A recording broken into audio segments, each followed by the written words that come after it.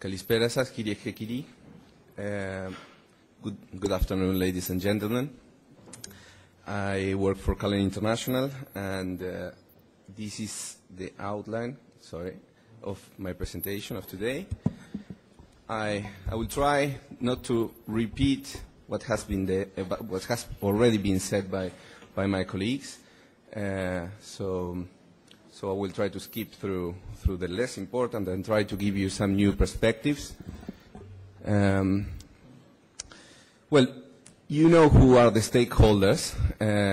I don't need to mention who is interested in this very valuable spectrum. We also know that it's not only valuable, but also very politically attractive. That is to realize some essentials of the EU Lisbon strategy. It's an opportunity that cannot be missed. The broadcasters owned this very valuable band for over 50 years.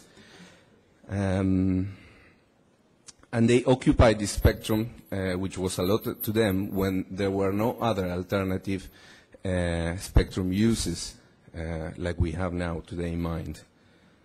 Mobile operators and broadcasters should sit down and try to figure out how to coexist in this UHF band.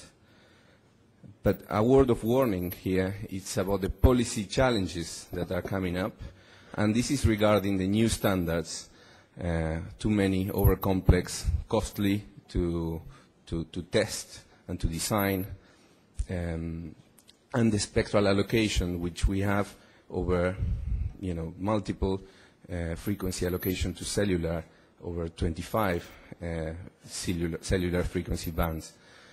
All this adds to the risk and to the cost of deploying effectively a new service. So be it mobile broadband or any other. So it reminds me, certain disputes about the standards and about the intellectual property rights of MP3 that we've seen recently. So in the UHF band, we already have proposed or already deployed radio system standards like the UMTS and MBMS, which is the broadcast capability that already has been embedded into the UMTS networks.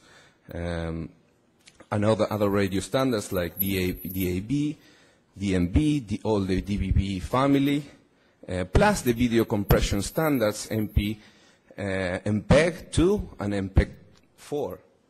So well, we need to probably sort out what are the future claims over this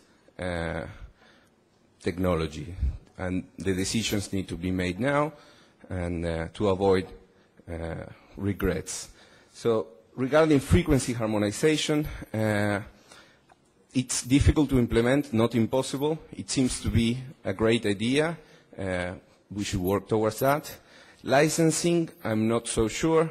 For example, the new EU centralized management of spectrum or the selection procedure does not get so much support from the industry. Also, I wanted to say that the post-switch-off plans should be decided as soon as possible so that the migration can take place by the time of the switch-off. I want to point out that the dividend is not, it will be created by the new services, not by the switch-off.